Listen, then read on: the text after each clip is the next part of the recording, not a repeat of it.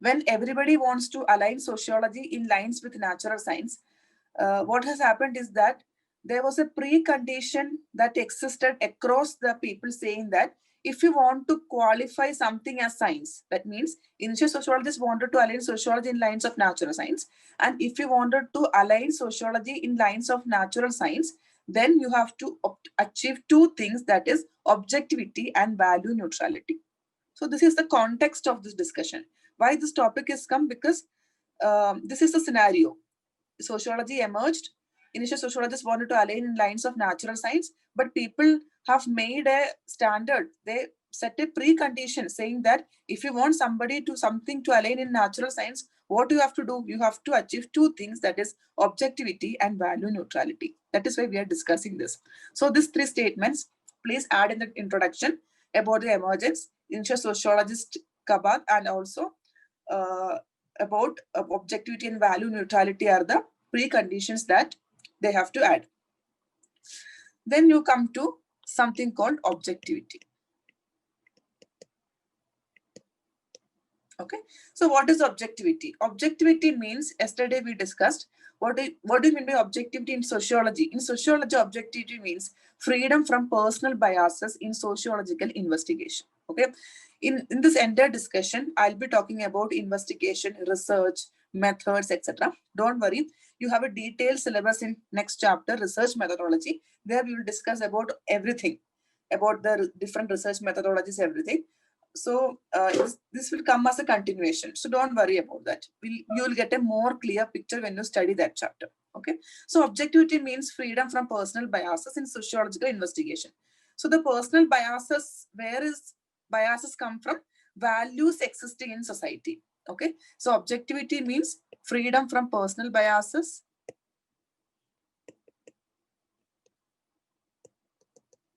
Okay. And there, where is this bias coming from? Bias coming from the values which I have.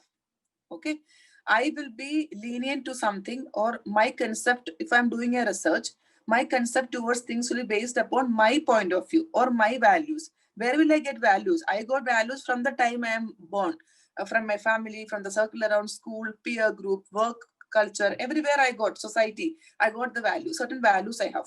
Based upon that, my viewpoint will be there. Based upon that, I'll be biased, or I'll be lenient towards certain things, and I'll be away from certain things. It is based upon my values. So value is that. Okay. So objectivity means freedom from personal biases, and this bias is coming from something called value. Okay. Now we have to talk about what is value. What is value?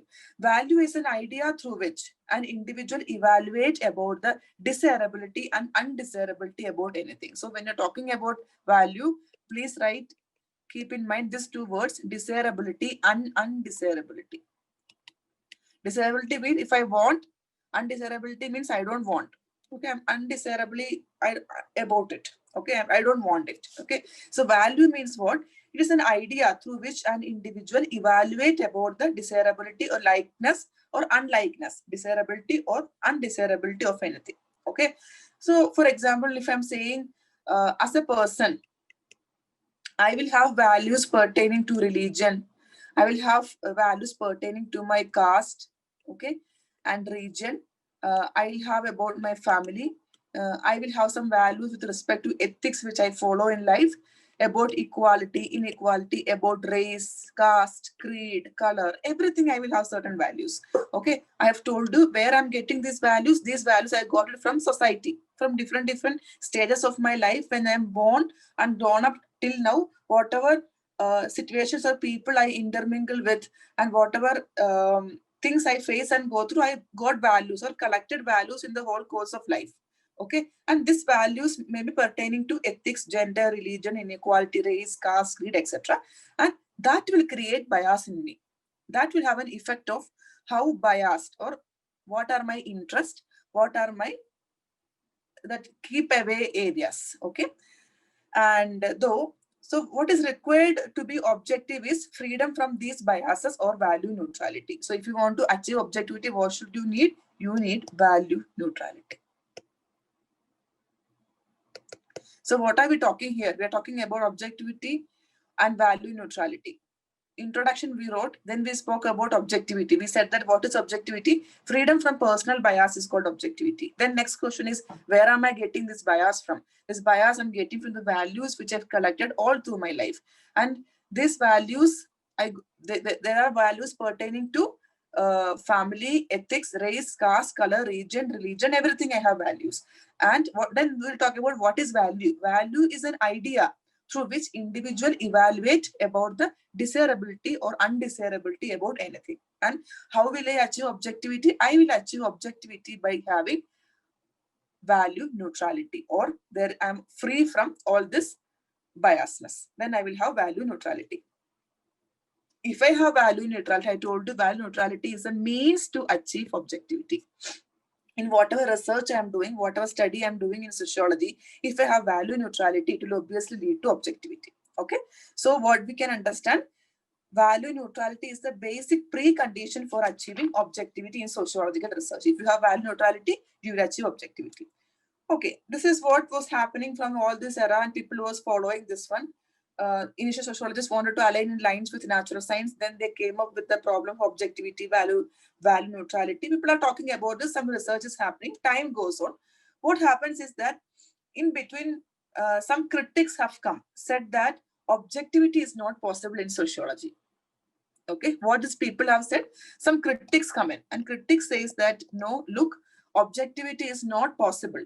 The person is not even saying that it is to a limit, just abruptly rejecting that objectivity is not possible in sociology. So we are discussing on that scenario now. So we'll now discuss the problems of objectivity occurs at various levels in the sociological research. If I'm doing a sociological research, what are the problems I will face to achieve objectivity or value neutrality? Basically, when I'm studying about something, I will do three things. Accumulation of facts. Accumulation of facts means what? I'm collecting some data for my studies. Then interpretation of facts. Interpretation of facts. And finally, I'm making formation of theories. I'm making theories. This is what a normal sociologist or anybody who is doing a research will do. First, they'll collect data. Then they will interpret, try to analyze what is the data about, and I'll make theories out of that. And later on, I will do testing, etc. Okay, this we have discussed yesterday. 5 different criteria. Okay, that is different. This is different. I'm telling, when you are doing a research in sociology or any research, what you will do, you will accumulate facts, then you will interpret data, and then you form theories out of that. But what this critics is saying that when you are doing a research, all these stages, you will have problem of objectivity coming. Okay, so we are talking about that. First one is accumulation of facts. Okay, at that time, we wanted to align in line with natural science. So what we did, we had a number of scientific methods like observation, interview, questionnaire, etc., which we were following. But in the application of these methods, the value biasness of the researcher was a problem. Okay, for example, I'm going to do some research about poverty. Okay, and I'm going somewhere. Actually, when I'm going somewhere, initial stage only I am biased because I am the person who is deciding where to go. So my biasness is included from that point itself. Correct. Then I will go somewhere. Then I will see a group of people. Then I'm deciding I will go to this group or that group. Again, my biasness has come. So when the theory is telling that in the accumulation of facts itself, I am biased towards something, or the researcher is biased. Okay. Example, if you are saying, we have to write an example of William White. Okay, please write here. Okay, with this point, accumulation of facts, you have to relate William White example. William White, actually, what he did that, he made a study of Italian criminals. Okay, it is very famous study of William White. In this study, what has happened is that he said that I started as a non-participant observer, but ended as a participant non-observer. What does it mean? He started as a non-participant observer. That means he went to study a criminal group. He was part of that. So how did he start? He wanted to study. So he started as a non-participant. That means he will not participate in any of the activity, but he'll be an observer. But gradually what has happened? How did he end up? He ended up actually being a participant and non-observer. For the aim which he went there, he lost it. Okay, so why this happened? Because of the gradually what happened is a biasness came or personal interest came there, or he got delineated to some other way. So we are saying that in accumulation of facts itself, we are facing the problem of objectivity. Okay, achieving objectivity was a challenge there. Then we'll talk about interpretation of facts. Interpretation of facts, I told you we are analyzing something. Interpretation of facts also can be colored by various viewpoints or subjective biases. Well, we can take an example of, yesterday we spoke about functional perspective, right?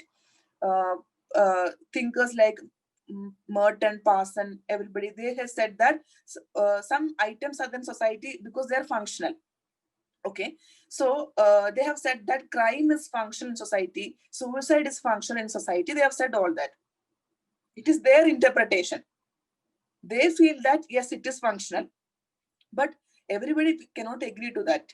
Can we agree that rape is a crime? Is it functional society? So we cannot agree to that, right? So there are interpretation of their point of view will be that. Okay, that what is showing that their biasness towards making theories or interpretation of fact. So we have to quote Parson and Merton here because they are functionalist. Those who are seeing this for the first time, Parson and Merton, we'll study in detail about their theories in chapter 4. Don't worry about that. You just keep writing this lecture note side by. You write Parson and Merton. Once you study chapter 4, you can link it very easily. Don't worry. Okay.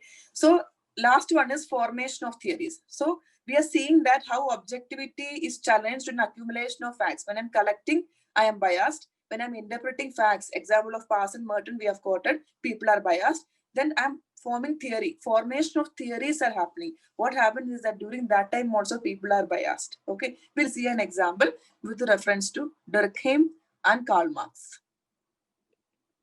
Okay, Durkheim have said that division of labor, DOL, is functional in society. Okay, those who are studied, it will be easy to link. Others, don't worry. Just listen to what I'm saying.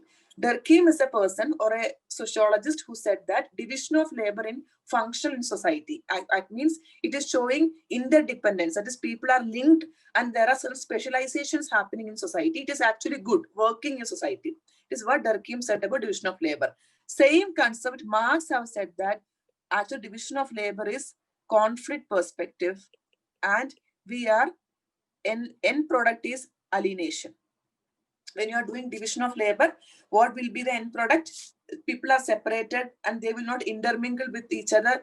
Things are separately. So the person or the employee will started feeling alienated, and there is a conflict of interest between the workers and the capitalists will also happen. Okay, we'll learn about this theory also. Just listen now. So these are the formation of theories. I'm quoting this as an example because Durkheim and Marx, actually, they both were living during the same material context. They were writing in the same material context. Okay, but again, we are showing that both of them have different point of view. That is why both have done division of labor theory, but came out in a very different perspective. So we are showing that it is their personal biasness that resulted in these theories. So we are quoting the examples here to show that objectivity is not possible.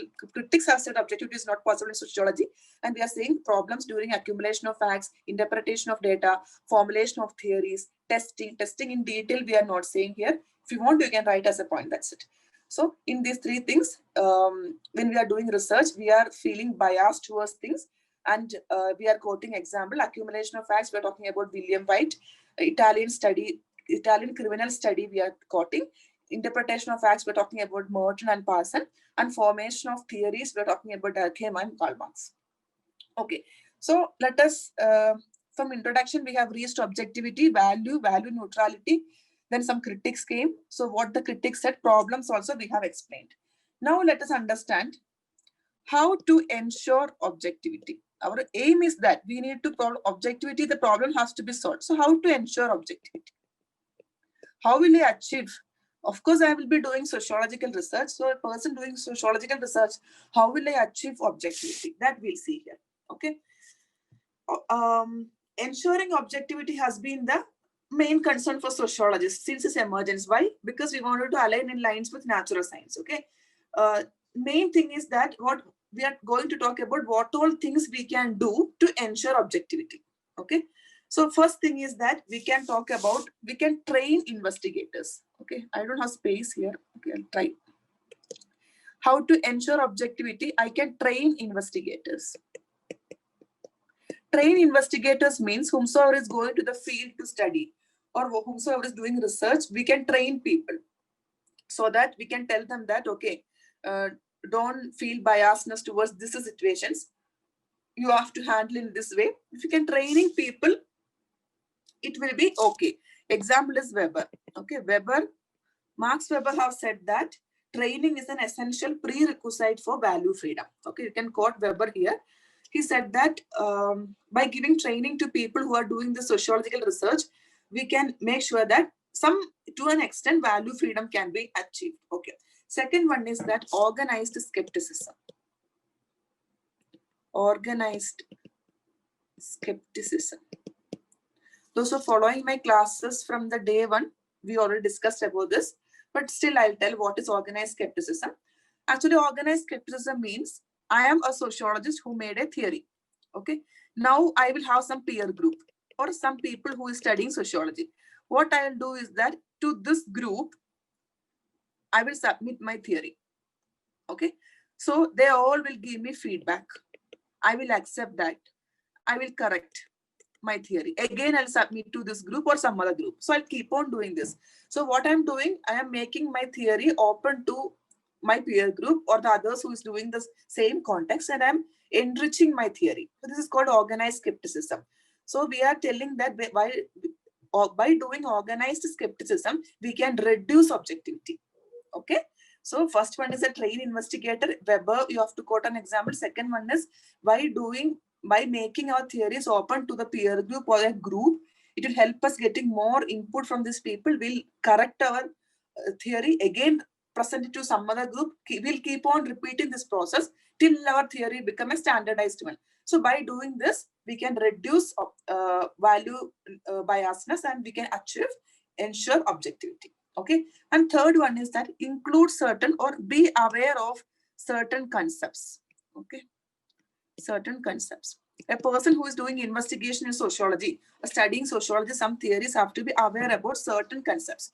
That, what do you mean by that? See, if you are studying something and if you are aware of certain concepts which may cause biasness, you will be very clear. You will make sure that no, I will not go in this way, because he knows that if you think in that way, it will be biased in this way. So he'll stop doing that. So that was the third thing. For example, if I'm telling, there is a concept called ethnocentrism. This also we have discussed in the last class. Ethnocentrism. Ethnocentrism means I am thinking that my culture is superior, or my religion or my culture, whatever I am following is superior, or my values are superior, and I will keep mine as a benchmark and compare others. Okay, this was happening during the colonial period when Britishers used to keep what were standards in UK as a standard, or Eurocentric, we can call it as Europe as a standard society, and they used to compare societies in Southeast Asia or Africa, and then they compare and study. This is called ethnocentrism, where you are thinking your ethnicity as the benchmark or superior and trying to study others. Okay, so this is one concept we can add. So if you know about this one, when you're doing some research, you can make sure that this is not affected. Correct. Other thing is that same thing, ethnocentrism, there is another word called cultural relativism. Same thing, you are relating your culture, and all these concepts, we are just saying example as ethnocentrism. You can add many as concepts as you value neutrality related, many things you can add, just to make sure that if the researcher is aware of these problems, he'll try at least to not to do this and be away from that. Okay. Then fourth one is some scientific method I can use. Scientific method. Okay. In sociology, we know yesterday we spoke about social facts. He said that we have to see social facts as things and how scientists study things, okay, matter.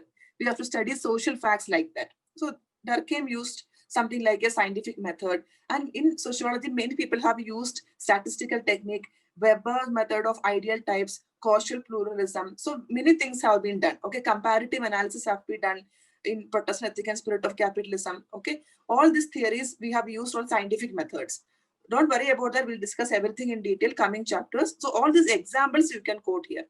You can just write this flowchart and keep. By when you finish the syllabus, it will be easy for you to write yourself all these examples. Okay, so just remember that scientific methods can be used to ensure objectivity.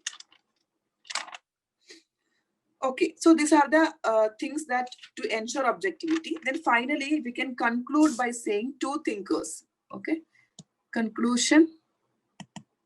Two thinkers can be quoted: C.W. Mills and Weber. Okay, we have referred C.W. Mills theories in differences between sociology and other social sciences, in economics, history, psychology, etc. We have used concepts of C.W. Mills. Okay, you can go back and check. Okay, now what did C.W. Mills said? He said that overemphasis on objectivity result in sociology. Okay, if you are giving overemphasis on sociology, on objectivity, sociology will not have reforms in it. It will lack a reformist push, because what will be our main objectivity will be only on, okay, give objectivity, get it a free from value, freedom, all these things we will keep on thinking.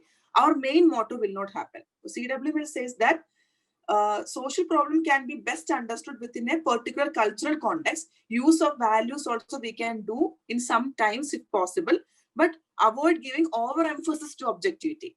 Okay, that was C.W. Mills' concept. Then Max Weber also we can conclude by saying that this is the best line. You can just write it. Absolute objectivity is neither possible nor desirable in sociology. Okay, you can quote his name and write the statement. You will get good marks. Max Weber have said that absolute objectivity is neither possible nor desirable in sociology, because what is the reason? I have told you yesterday, because we are dealing with human beings who have their own consciousness. We cannot predict how they react in certain situations. Okay, but in science, what are we dealing with? We are dealing with matter. We know cause and effect, and result will be this, we know. But in sociology, absolute objectivity is neither possible nor desirable, because we are dealing with human beings having consciousness. The main task of sociology is to understand the meanings attached by the actor to his action. Okay, we can conclude by writing these two thinkers. I'll tell again this entire thing. Please listen. Those who join later, you can have a look at this. We are talking about problem of objectivity and value neutrality. Okay. First, we're talking introduction, saying that sociology emerged in response to challenges posed before modernity in medieval Europe. Initially, sociologists wanted to align sociology in lines with natural science, but at that time, there was a context coming saying that if you want to qualify something as science, you have to achieve two things. These two things are objectivity and value neutrality. Okay. Now we are going to study about objectivity, what is value, and what is value neutrality. What is objectivity? Objectivity means freedom from personal biases. Okay. And what is this bias? Where am I getting this bias from? A person is having bias based upon the values which he have. Okay. Then we study about what is value. Value is an idea which an individual have towards desirability or undesirability about something. Remember, value and desirability, undesirability. These two words you can link, you will get the definition. Okay. Then you comes to value neutrality. When you are free from value, you will get value neutrality, and value neutrality is the means to achieve objectivity. Okay. Then I told you sometimes afterwards, some critics came saying that no, objectivity is not possible in sociology. And they have said some problems saying that during the accumulation of facts, interpretation of facts, formulation of theories, testing, we will have many problems coming in that will question if the objectivity is possible or not. We'll talk about that. Examples you have to quote. And then we come to ensure objectivity. Finally, we're talking about objectivity. So we have to come to a conclusion saying that how can we achieve this objectivity? So this objectivity can be achieved by different methods. 4 different steps we have given here. You can add if you get more points from other books. First thing is that you can train investigator. We can talk about Weber. Weber has said that to achieve value neutrality or value freedom, you can train investigators. Second one is that organized skepticism. We discussed about that. Then third one is certain concepts we can, for example, ethnocentrism, Eurocentrism, egocentrism, everything we can think. So if you're aware about various concepts, you can make sure that all these things are not affected in your study. Okay, and scientific methods we can use. Okay, different scientific methods we have used in all the theories. You can quote that examples and write. Finally, you can conclude by saying, quoting two thinkers, C.W. Mills and Weber. C.W. Mills says that overemphasis of objectivity will result in sociology from further reform. Okay, please don't do that. Then finally, Max Weber has said that absolute objectivity is neither possible nor desirable in sociology in dealing, because what's the reason? We are dealing with human beings who having their own consciousness. We don't know how they'll react. We cannot predict their behavior. And the main task of sociology is to understand the meanings attached by the actor to his action. Okay, that's it. Okay, now you can ask doubt.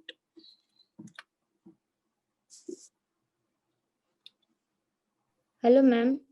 Yes. Sorry, I joined later. Can you please explain that desirability and undesirability part?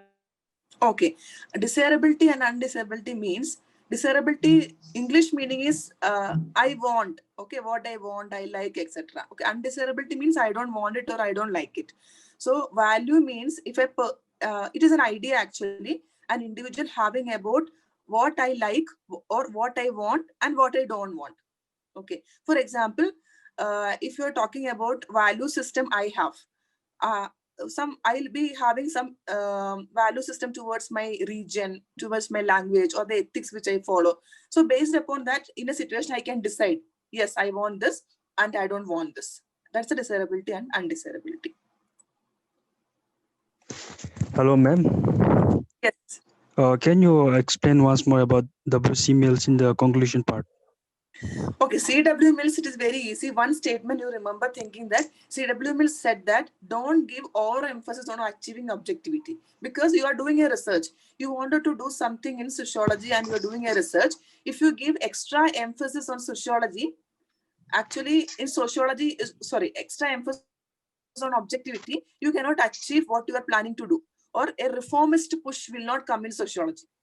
Okay, so better to avoid giving overemphasis to objectivity is what C.W. Mills is saying. What?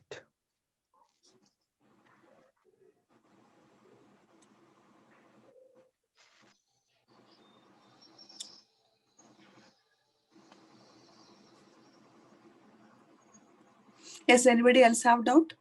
If you don't have, I'll wind up. Hello, ma'am. Yeah. Please Ma'am, explain the. sociology? No, one person at a time. Ask.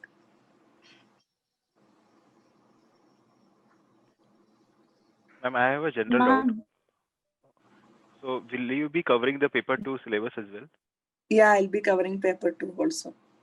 Thank you, ma'am. And one more thing, like, so daily you're posting some questions. So, should we, I mean, like, if I'm answering it and want to post it and want to recheck with you, so is there any platform for that? Okay, there are many people who are asking me that. Actually, I was posting to have a self-check on yourself, but many people wanted to get it corrected. We'll see something. I'll arrange for some daily answer writing practice. Just give me some time. We'll work out something. Sure. Thank you so much, ma'am. Okay, by the time you keep writing, in a day, don't at least one answer for the question which I post. Keep writing the answers. Sure, ma'am. Thank you. Yeah. Hello, ma'am. Yes. Ma'am, who said sociology as social physics? Is it Auguste Comte or Saint Saint Simon. Saint Simon? Simon. Saint Simon. Ma'am, but I was going through the essential sociology book. There it is written that social physics was said by Auguste Comte. No, it is wrong.